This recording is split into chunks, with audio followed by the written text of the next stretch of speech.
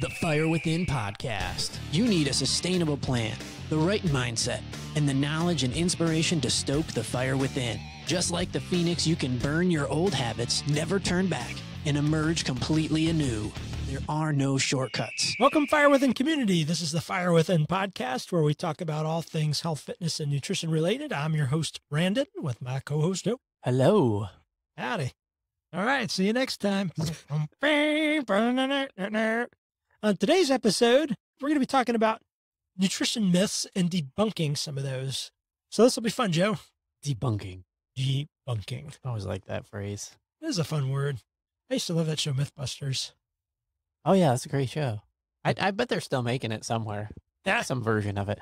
Yeah, I know one of the people on the show that would run some of the experiments, I think, ended up dying, but... From an experiment? No, maybe it was a car accident, like a high-speed car. Oh. Maybe, I think so. I don't remember. But show related or... But it's a fantastic show. Yeah. So watch the crap out of that. There were a couple things in there that I didn't believe. Like one, you get less wet if you don't run in the rain. Oh, irregardless of distance. Is that true? Yeah.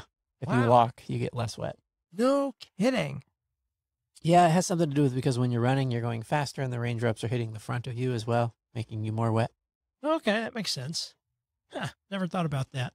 Well, we're going to do something similar to Mythbusters here. I'm going to ask you a question, Joe, and I want you to tell me true or false. Okay. All right. You ready for the first one? Yes.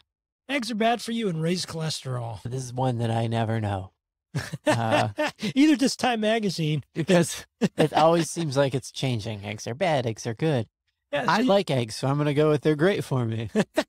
So you can actually Google the cover of Time Magazine in 1984, the cholesterol issue, and it is 2 sunny side eggs up and a frowny face made by a piece of bacon. That was 1984. In 1999, it's the same cover, but it looks to be like an avocado or melon slice that's a smiley face, so they've changed their mind. I don't know. I was trying to think of in what world Time Magazine was so out of stories that they did a whole cover on eggs. I was on cholesterol in general. Let's talk about this. So half the cholesterol in eggs is monounsaturated fat. This is the same kind of positive anti-inflammatory that's found in olive oil. So that's actually a good kind of cholesterol our body needs. And I'll just spoil it. I don't know. We'll get through all the points here. They also contain proteins that block most of the dietary cholesterol from the egg from entering the bloodstream. So this is another case of blueberries are blue, so eating them are going to turn me blue, but that's not how it works. So yes, the egg itself has a ton of cholesterol, but because of the protein structures in the egg, you're not going to absorb all of that cholesterol into your bloodstream unless you have a really rare genetic disease, which you would know by now. So moving on, so they also improve cholesterol and have many important nutrients such as choline. Choline is important for various reasons. Choline's a vital nutrient. It helps the liver and brain function correctly and can actually help with your risk of fatty liver disease, which we know is super on the rise, non-alcoholic fatty liver disease, because of our constant intake of corn syrup solids, high fructose corn syrup, wheats, grains, and corns. So it's going to help with that. And choline deficiency during pregnancies can actually cause birth defects. So it's super important, especially for pregnant people, to get enough choline in. And eggs are a great source of that. So if you're only eating egg whites, you're missing out on all that. Yeah, I thought I remembered I got into and read that book, the Eat This, Not That, and it had a section in there about what's the healthiest thing to eat if you're on the run and you have to eat at a fast food place. And McDonald's healthiest thing to eat was the sausage, no, not sausage, the Egg McMuffin. That's it. There you are. The Egg McMuffin. And they said that it was had the most nutritional value because of the egg. Yeah, that makes sense. Yeah, so don't be afraid to eat eggs. I think they're one of the better things out there. Now, if you're choosing the perfect egg, ideally it would be both organic and pasture raised, but you are going to pay a price tag for that. It costs more money to raise chickens that way. Maybe $6.99 a dozen is probably about the going rate if you look for both organic and pasture raised. Now, the organic part means that anything they're eating, whether it's the grass that they're raised on or whatever, it's going to be free of Roundup, glyphosate, those types of things. And the pasture raised part means they actually get to go around, forage for bugs and eat that kind of stuff like a real chicken would do, not in a farming setting. So true or false, are eggs bad for you? The answer is a resounding no. Eggs are not bad for you. I think they're an awesome part of the diet, and we should definitely include them. False. All right, let's go on to the next one. So the next true or false question are foods with a high glycemic index should be avoided. What do you think, Joe?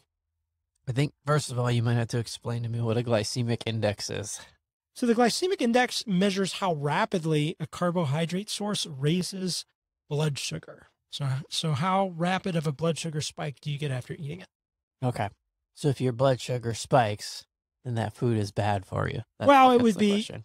maybe, it would be higher on the glycemic index. Is that good or bad for you? Probably bad.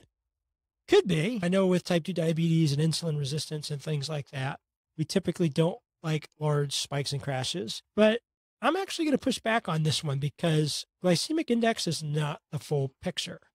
For example, ice cream has a lower glycemic index than carrots. I'm going to say that again. Ice cream has a lower glycemic index than carrots. Carrots are ranked 92 and ice cream is listed as 37. So they're saying that if we just look at glycemic index, they're saying that ice cream is 3 times better for your health than carrots, which of course is absurd because if you look at the sugar and carbohydrates and overall effect on health, that's completely backwards. So instead of glycemic index, what I would suggest people look at is glycemic load.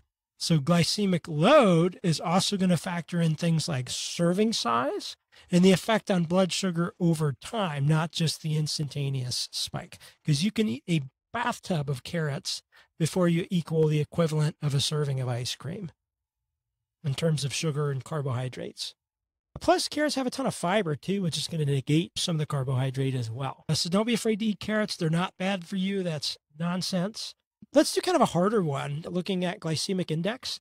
Which do you think is higher on the glycemic index, and which do you think is a higher glycemic load between bananas and watermelon? Let's start with glycemic index. Which one do you think is a higher glycemic index, bananas or watermelon? You get the energy faster is what you're saying, or you get the spike faster. The blood sugar spike faster. I'm going to go with watermelon. Yeah, that's correct. Glycemic index for watermelon is 80 and banana is 52. Now let's look at carbohydrates. So the serving size amount of carbohydrates you're putting into your system. What do you think is higher between the banana and the watermelon? Probably the banana because the watermelon's like mostly water. Yeah, that's right. Banana has around 24 grams of carbs depending on the size. And the watermelon only has 13 grams. So the glycemic load is a better picture of which one of these is better for you from a blood sugar standpoint. So believe it or not, watermelon is actually lower. It has a glycemic load of 10.4, and the banana has a glycemic load of 12.5, almost 20% higher. So how do you use those metrics to determine which food is better? So if you look at glycemic load, if you're concerned about sugar and carbohydrates, you want the one with the lower glycemic load. So in this case, the watermelon actually factored in, but there's more to the story than that, Joe, because we also want to think about specific nutrients, electrolytes, fiber, and none of those things are reflected even in the glycemic load. I guess to round this up, I wouldn't pick a food based on health just looking at the glycemic index or even the glycemic load. There's a lot more to factor in, but the glycemic index by itself is a poor indicator of what's a healthy food or not, as we demonstrated with that carrot to ice cream comparison. Gotcha. Cool. All right. Next one is juicing is healthy for you. Juice. Now, when you say juicing, like, are you talking about making a smoothie? Because like when I make a smoothie, I just throw all the veggies in there and all the fruits in there. Is juicing different? Is juicing like where you just squeeze out the juice? Typically, juicing is going to have some kind of filter that keeps all the pulp and fiber out, and you just get the juice component. I think just the juice is bad. Yeah. Now, yeah, one of my concerns with that is some of the most beneficial parts of the fruit, vegetable, whatever, are the non-digestible fibers that are present in the pulp.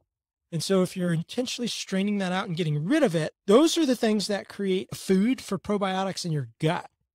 So that could be a huge waste of the most beneficial part. And also, when you are just eating the fruit, the whole fruit, and you're not juicing, it's self-regulating because of the size, the fiber. And when you take all that out, it's a lot easier to consume a whole bunch more sugar. For example, let's say you're drinking a glass of orange juice. It could have anywhere from 4 to 8 oranges worth of juice, which is fructose, which leads to non-alcoholic fatty liver disease in large amounts. But you would never sit down and eat 8 oranges in one sitting. You're still going to get vitamins and nutrients and other things from the juice without the fiber and the pulp. But you get so much benefit from those components. And especially if it's fruit, you're getting just tons of fructose and fruit juice not surrounded by fiber. So if you think about biting in an orange, all those little orange cells, that's fiber, and that helps pass some of the fructose and sugar without absorbing it into the bloodstream. So like what I do, I got a Vitamix. I'll take the peel off the orange and just gun that thing in there. Yeah. Then just that turns it into juice, basically. That's better than getting rid of the pulp and fiber. You still may run into the issue is you could probably throw 8 oranges in there and suck it down. No problem. So you still want to be mindful of that. So if juicing is used correctly, it's not necessarily a bad thing, but it doesn't make sense to me to get rid of that pulp, get rid of that fiber. And we just want to be careful about overconsumption of fructose that way. For example, there's a brand called Naked Juice, and some of them have 64 grams or more of sugar.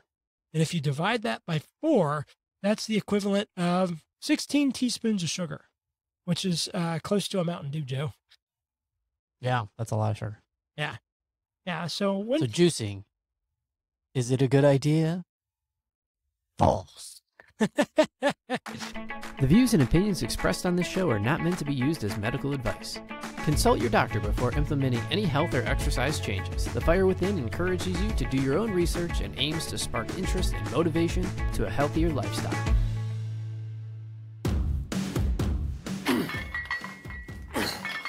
Have you ever felt like you were just throwing weights around like an idiot at the gym, hoping to see some results? Or after weeks or months of working out, notice that the scale just isn't moving?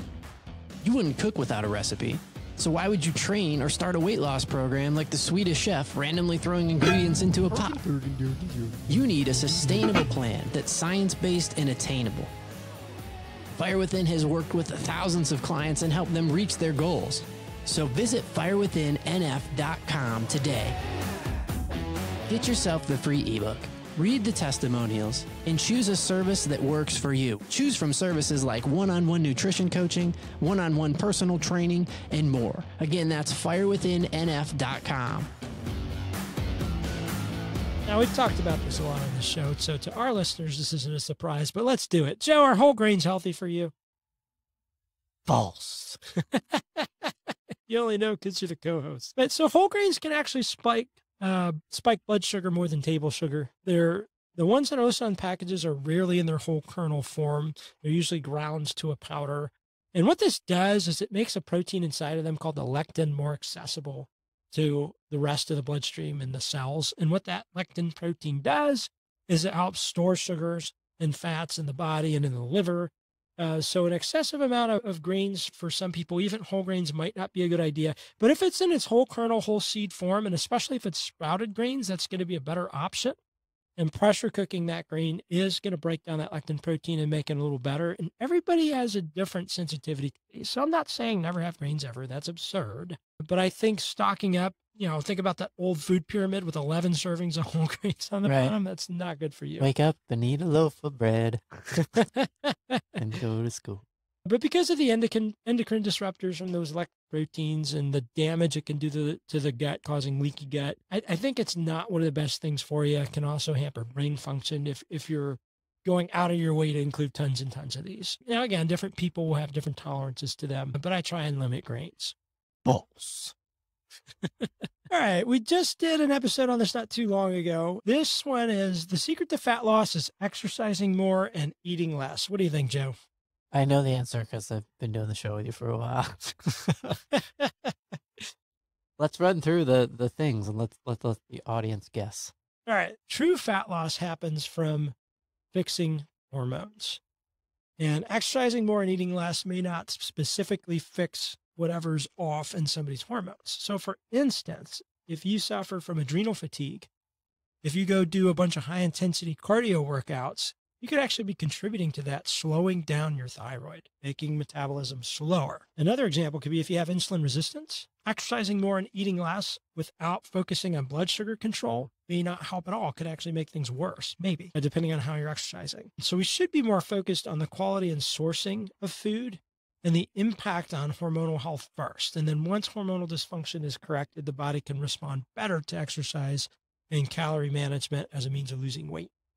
So the suggestion is a lot of people start a diet and they're like, great, let's start counting calories, download that app, start counting them up. And then do a bunch of cardio. Yeah, and that's not the right place to start.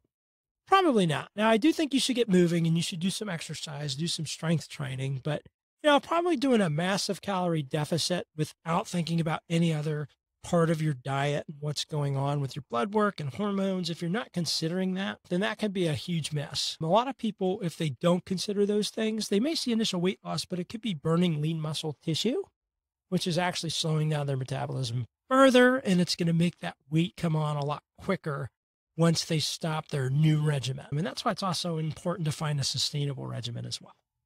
Yeah, the challenge that you run into when you start starving yourself or restricting your diet is you're not going to do that forever. And then all that weight and stuff is going to come back, unfortunately. Yeah. And I'm not against upping your effort level for a period of time until you get to a place that's more sustainable. And that's okay. So I'm not saying this has to be an absolute crawl, but we do want to consider what's going on with hormonal health and things like that before you jump into a program and just count calories. Yeah, consider the way you want to spend your time. Do you want to spend half the year regulating your food intake, or do you just want to learn how to eat right for your body? Right. If only there was a program that can help people figure this out, Joe. Yeah. Today's shameless plug, a health transformation course on firewithinnf.com. Soon to be an app. All right, and the next one, true or false, milk, it does a body good. Every ad I grew up on said that it does. Yep, and all the star athletes had their milk mustaches. Yes, Michael Jordan's the one I remember. Yep, Olympians, okay. So there's actually very little consistent evidence to support that milk consumption reduces fractures or strengthens bones. In fact, on the contrary, when they look at large populations, those with lower milk consumption tend to have less instances of fractures. And physical activity and weight-bearing exercise is actually entirely more effective at strengthening bones than drinking milk. So that's some of the concerns.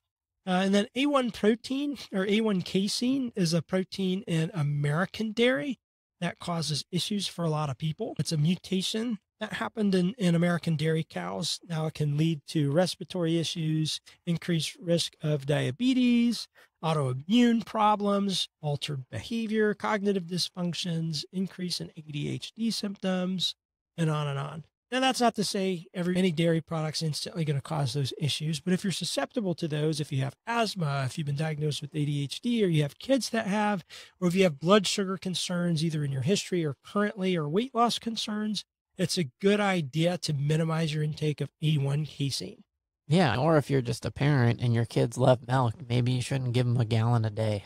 Yeah, I actually had a 14-year-old with type 2 diabetes, and he was drinking about a gallon a day because there's an enormous amount of sugar in that. Yeah, and parents would think it's milk. Good for you, Jimmy. Yeah, muscles, strong bones. So there is something called A2 milk, and it still comes from a cow. It's just cows bred in New Zealand and that don't have that A1 mutation. So if you must have cow's milk, that's a better option. But even better yet, I would go to dairy alternatives such as almond milk, coconut milk, and cashew milk. True or false? Females who do strength training are going to get big and bulky. I'm gonna say false. I just don't see a lot of big and bulky females. And you go to the gym and they're all working out and they don't look like Arnold up in there. Yeah, that's false. Yeah, one of my favorite quotes from Sean Stevenson, it's lifting weight does not make you big and bulky. Chocolate croissants make you big and bulky. So you would have to really be killing it, doing 2 days, cramming down creatine, maybe testosterone, and all kinds of other stuff to get big and bulky by accident doing a moderate strength training program. Yeah, I love the mentality behind that. And I think it's just our human nature as people. We're like, oh, I shouldn't do that. We're really saying, I don't want to do something I really shouldn't do, which is go work out hard. It'll make me big and bulky. And we've all worked out before, and we never just 10 minutes later are just huge. It's just not the way it works. To get big and bulky, do you think, is that a genetic thing that a lot of females, let's say you do have the physique of a female bodybuilder, is there just men bodybuilders, is there maybe some human growth hormone or some kind of doping going on to get there? Because you just don't see people get really big just from working out. I think some people are more genetically predisposed to putting on muscle faster. But again, it's not you do some supersets and boom, you look like Arnold. I think the premise behind the myth is, though, like, you should be weight training as a female consistently, like for years, and you're not going to turn into Arnold, right? Not without some specific protocols, maybe volume training, doing split routines so that you can work out 6 days a week and then pounding a bunch of supplements and crazy amounts of protein. Yeah. So most of the time it's going to tone you, make you look pretty good, make you feel better. Most of the time you're going to end up looking more like Kelly Ripa and less like ripped. Depending on the nutrition and all kinds of other factors. So you're not going to accidentally blow up. I have a lot of female clients in the past worried about big traps and things like that. Unless you're doing a bunch of plate overhead trap raises and things like that, that's probably not going to happen. Just not something you really need to be concerned about. And True or false, Joe? The best way to improve cholesterol is by cutting out fat. According to TV, the best way to lower cholesterol is eat Cheerios. You're right. They're heart healthy. They're heart healthy Cheerios. No, absolutely not. Stanley from The Office said so when he did that Cheerios ad. The little bee came out. I love Stanley. Oh my goodness. No, the best way to improve cholesterol is to improve your blood sugar, and you do not improve your blood sugar by eating tons of Cheerios, especially if they're of the honey nut variety. Eating cholesterol, just like we talked about with the egg part, does not equate to more cholesterol in the blood. Now, unless you're like pounding trans fats and things like that. So we want the healthy fats. We want to stay away from the unhealthy fats like canola oil, cottonseed oil, soybean oil, and things like that. And instead be having more of the olive oil, coconut oil, avocado oil one. So the type of oil can make a difference, but blood sugar is going to be your number one way to improve cholesterol. And that lectin protein that's heavily abundant in grains can make it harder to reach your goals. So I wouldn't say Cheerios is one of the better things to do. And let's bring this thing full circle. True or false? Cage-free eggs are a better choice than conventional eggs. I'm going to be honest, like when I buy eggs from the store, I don't pay any attention to the things that surround what kind of eggs they are. So I would think, okay, so cage-free, is cage-free better than conventional? Why would they go through it if it wasn't? So I'm going to say yes, cage-free better. So the answer here is actually maybe. So there's a loophole in legislation that if they are provided 5 minutes a day of grass time with a small door cut into their coop, then they're considered cage-free. But they may not spend a single moment of their life outside of that cage. So chickens are pretty dumb. They might not even see the door. That's probably true. So cage-free doesn't mean a whole lot to me. It should be pasture-raised and organic. But that doesn't mean to feel guilty for getting conventional eggs, because that conventional egg is a much better choice than a Pop-Tart. So don't beat yourself up if that's what fits your budget. But I do at least try and look for organic eggs if I can. And if you can get organic pasture-raised, that's the cream of the crop, baby. What are good brands that are organic pasture-raised?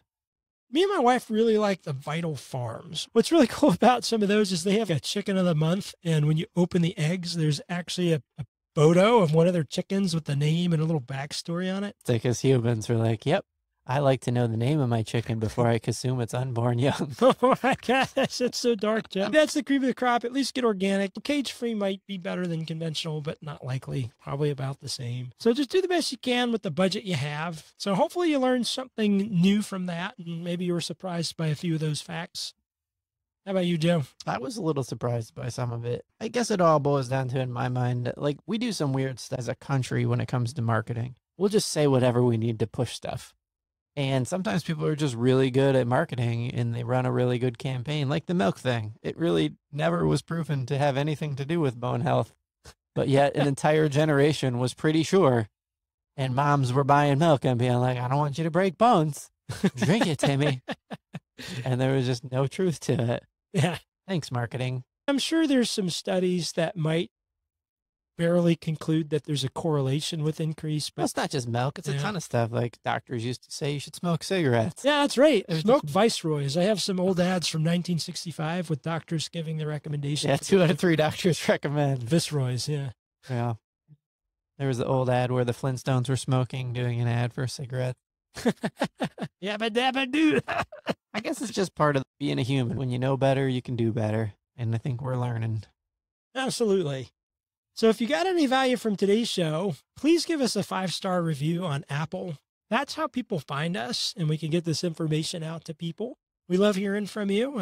Leave your comments. And if there's anything specific you'd like us to do a show on, I'd love to hear from you. Head to firewithinnf.com and shoot me a message. Thanks for tuning in today. I hope you got a lot of value out of today's episode. If you did, go check us out at firewithinnf.com and sign up for Refuel, a weekly email with recipes, videos, and tips to stoke the fire within. Also, you can join the Fire Within community by being added to our Facebook group, and don't forget to follow us on social media.